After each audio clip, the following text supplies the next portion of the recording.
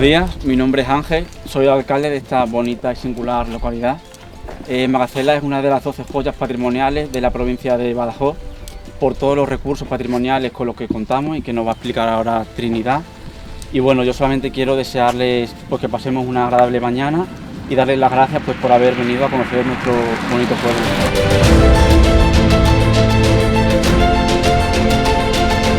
La visita a Magacela no es solo un paisaje patrimonial o cultural para contaros todos los recursos que tenemos, sino que la visita a Magacela también queremos que sea una experiencia para vosotros. Los cristianos, los árabes y los judíos estuvieron aquí durante varios siglos. Magacela era un crisol de cultura y hasta el siglo XVIII más o menos. En el siglo XVIII ya empezó un poquito el abandono de Magacela y en el siglo XX se volvió otra vez a poblar. Estamos ante el dolmen de Magacela. Este dolmen se cataloga como el dolmen de la cerca de marzo. Fue catalogado en 1919 por Mélida. Mélida fue el que descubrió el Teatro Romano de Mérida. Y aunque solo conservamos la parte de la cámara, es un dolmen de corredor. ¿Qué quiere decir eso? Que tenía un pasillo que medía aproximadamente unos 9 metros de largo, llegaría más o menos hasta donde estás tú. Y encima creemos que tenía un túmulo, porque si veis los ortostatos están un poquito inclinados. Un dolmen es un sepulcro megalítico funerario, datado del tercer-cuarto milenio antes de Cristo, es decir, era un sepulcro de hace 5000 años. Si miramos aquí, vale, no quiero tocar mucho, veis como un sol. Mira, este sería el circulito y aquí veis los rayos del sol. Esto es un grabado soliforme. Este grabado soliforme está en este dolmen, está en el dolmen del Turuñuelo de Jerez y está en el dolmen de un pueblo que se llama Zután de Toledo. Si miramos más abajo, tenemos aquí un antropomorfo ramiforme. Si veis, esto es una especie de cabeza con el tronco, que sería una raya vertical, 1, 2, 3 y 4 rayas horizontales.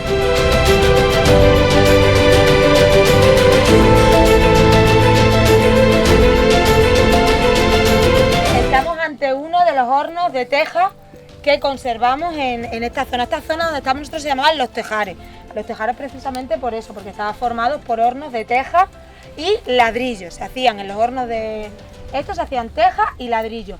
Son parecidos en estructura a los de cal, solamente que los que son de cal, que están por la parte del camino de campanario, tenían el horno y al lado una calera. Una calera es una mina a cielo abierta de donde se extraía la cal, se cocía en el horno y luego se transformaban, y algunos, además del horno y la calera, tenían la casa donde estaba el calero, puesto que eso estaba un poquito más retirado del pueblo y el calero no iba y venía todas las noches, sino que se quedaban allí. ¿Cómo funcionaban estos hornos? Aquí le vemos que está un poquito destruido, tenían una portada, tenían una parte de abajo que todavía adivinamos ahí, por donde se entraba la leña. Estos hornos empezaron a funcionar más o menos a mediados del siglo XVI y la industria de cal y teja de Magacela estuvo funcionando hasta mediados del siglo XX. Es decir, teníamos una industria que duró muchos años en el tiempo, ¿vale? Con lo cual daba trabajo a mucha gente de Magacela.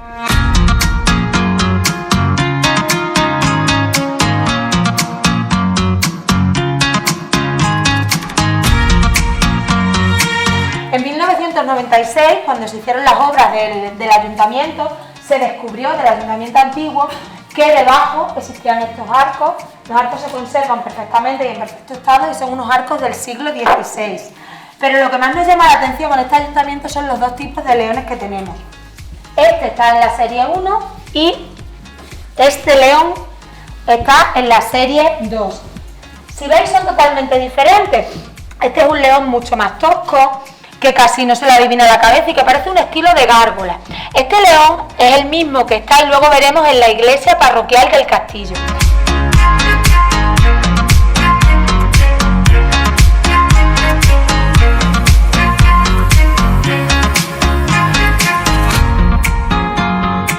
Esta estela está en el Museo Arqueológico de Madrid. Se encontró en 1929 en la pared de una huerta donde está la piscina, si la conocéis, bueno, pues en la pared de una huerta que era antes donde está la piscina, ahí se encontró la estela del guerrero y por su importancia se catalogó dentro de las estelas del suroeste y se llevó al Museo Arqueológico de Madrid.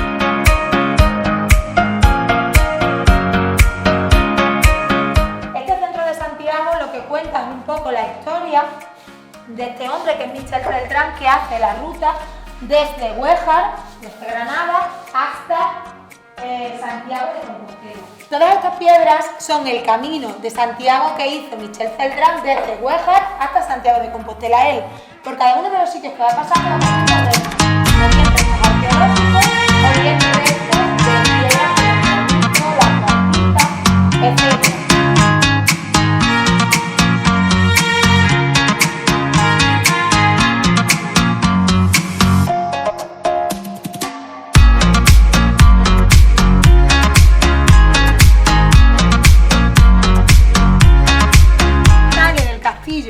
A finales del siglo XIII, principios del siglo XIV, cuando es la Reconquista, se empieza a extender por la zona alta del pueblo, que se llamaban los arrabales del pueblo, ¿vale?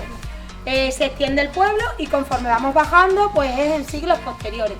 En esta parte donde estamos ahora, y casi todo el casco histórico es siglo XV, siglo XVI. Siempre hemos creído, por ello, por el crecimiento del pueblo, que esta ermita era del siglo XV o el siglo XVI. Pero hace unos 10 años, Alonso Gutiérrez Ayuso descubrió una carta que el alcaide de Magacela había escrito al rey. En 1753, el alcaide de Magacela escribe al rey y le dice que por favor le deje hacer una ermita dentro del pueblo, porque la mayoría de las personas que viven en el pueblo son personas mayores y achacosas que no pueden subir a los oficios diarios que son todos los días en la iglesia del castillo. O sea que fijaros. Entonces el rey, el 23 de diciembre de ese mismo año, le concede al alcaide que pueda construir esta ermita, que está bajo la advocación de San Antonio, para que esos fieles puedan acudir a los oficios diarios sin tener que subir a la iglesia del castillo, ¿vale? Es una ermita, como os digo, pequeñita, de planta cuadrada, bóveda de cañón, y en ella está San Antonio de Padua.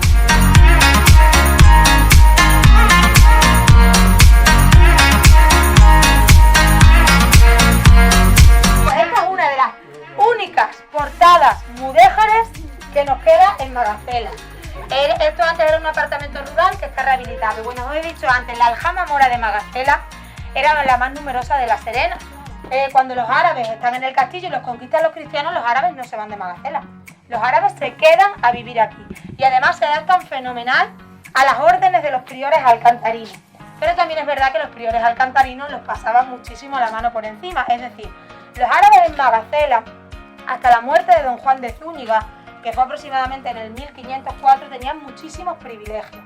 Muchos usaban su lengua, utilizaban sus ritos, iban vestidos por las calles con sus ropas y tenían los derechos equiparados a los de los cristianos. ¿Por qué? Pues porque a los priores de la Orden de Alcántara no les interesaba que la población musulmana se fuera de Magacela, porque era la que tenía las tierras y los ganados. Ellos sabían que si la población musulmana se iban a quedar sin dinero. Bueno, otro elemento de la arquitectura del conjunto histórico de Magacela son las chimeneas. Si veis ahí, estas chimeneas tan bonitas, que son de ladrillo y mampostería, son más grandes que las chimeneas normales y tenemos constancia de que existen en Magacela y en Campanario. No sabemos que existan en otros pueblos.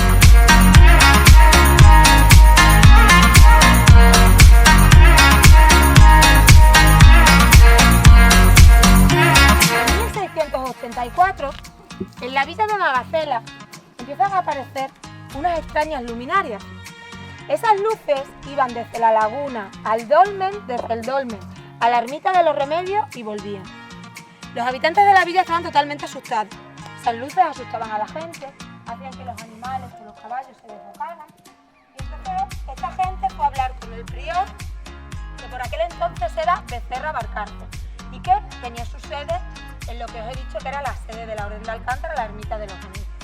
Y entonces le dijeron, mira, estamos muy asustados porque todas las noches aparecen unas luces que no nos dejan dormir, que asustan a nuestros animales y queremos que nos digas por qué es eso.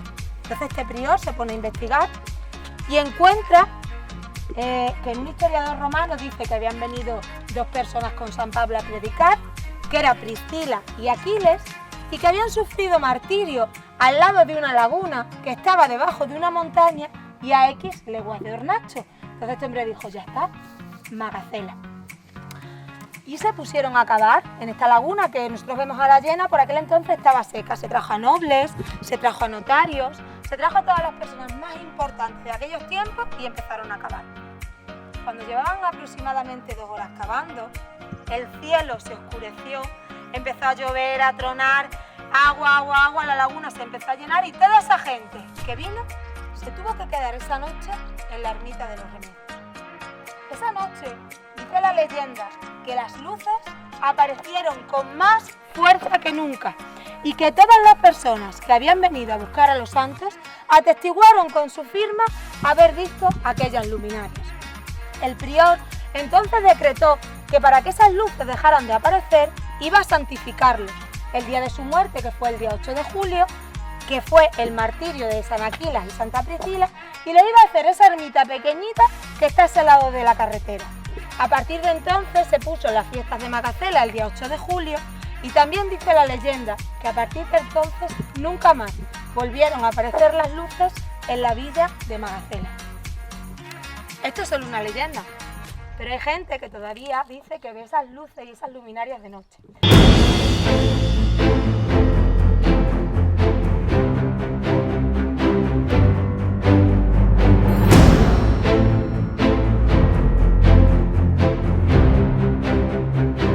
El castillo medieval que nos encontramos está datado de finales del siglo XI, principios del siglo XII.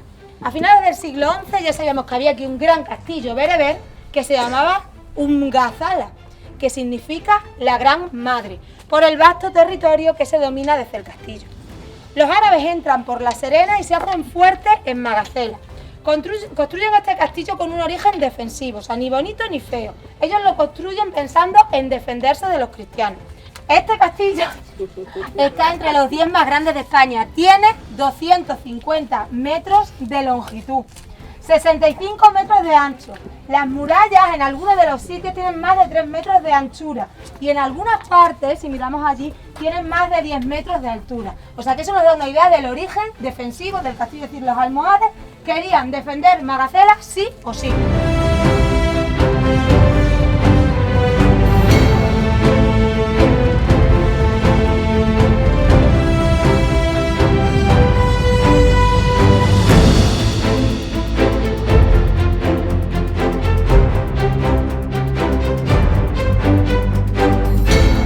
Estamos en la iglesia de Santa Ana. Primero esta iglesia, una vez que se conquista, que pasa a manos cristianas, tiene la advocación de Nuestra Señora y luego pasa a ser la iglesia parroquial de Santa Ana, que como os digo, está en uso hasta aproximadamente la Guerra Civil. La iglesia está constituida en varias partes, ahora vamos a abrir la iglesia y os voy a enseñar cómo está constituida, pero sí que nos llama la atención una cosa, una iglesia cristiana con dos portadas mudéjares.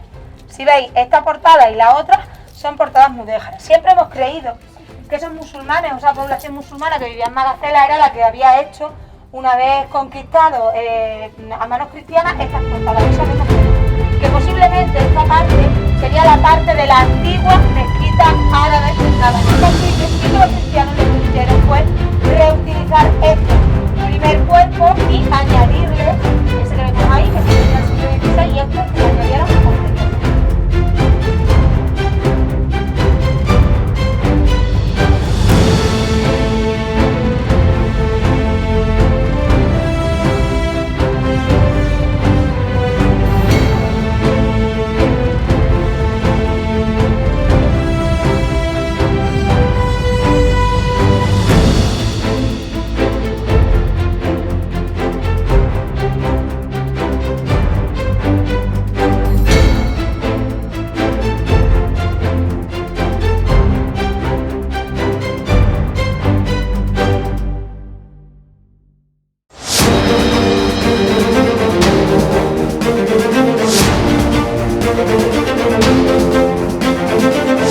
Conocían la mata, habían oído hablar del yacimiento, es la primera vez.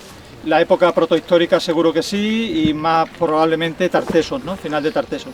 ¿Canchorroano lo conocen ustedes? Sí. Que está en Zalamea. Bueno, pues vamos a visitar un edificio de la misma época. Se debieron conocer la gente que vivió en Canchorroano y la gente que vivió aquí en la mata, porque son contemporáneos en el tiempo. Por los años, principios del siglo pasado, en 1920 y algo, una persona de Campanario, un estudioso, un maestro, que lo denunció al Ministerio de Cultura y hubo una excavación, pero como se hacían las excavaciones a principios del siglo pasado. Normalmente se intentaba ir haciendo una zanja al centro del edificio, no encontraron ningún tesoro porque el edificio, cuando lo abandonaron, no dejaron ningún resto material, más allá de mucha cerámica, vasijas, ánforas y otros objetos, pero no encontraron ningún tesoro. Como el edificio está construido en su mayor parte de adobe y un adobe muy pobre porque casi todo es arena, de este granito descompuesto que aquí en Campanario al menos llamamos balastro, es un edificio muy pobre, bueno, pues se debieron desanimar y se fueron. El edificio tenía 2 plantas. Se conserva hasta la altura de la primera planta, aproximadamente su altura total de la primera planta. La segunda planta no se conserva porque evidentemente sería un entramado de madera. El edificio se incendió, vamos a ver los restos de carbones del incendio, se cayó la segunda planta entera, pero sí que de la segunda planta y de lo que fue la terraza cayeron 50 y tantos molinos barquiformes. No sé si ustedes conocen lo que son los molinos barquiformes. Es una piedra, vamos a ver ahora muchísimo, ¿no? Es una piedra que acaba teniendo forma de barco, una piedra de granito, porque la persona que molía el cereal, pues con otra piedra, con una molineta, machacaba, rozando. Muchas veces salen todavía algún reportaje en televisión, podemos ver de algún sitio de otros lugares de África o así, donde las personas muelen con una mano.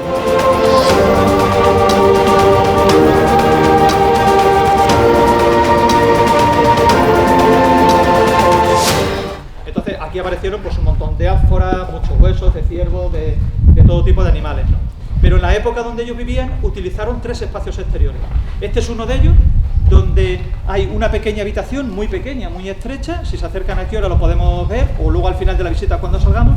Unos molinos barquiformes arruinados también, y hay otros 2 espacios más que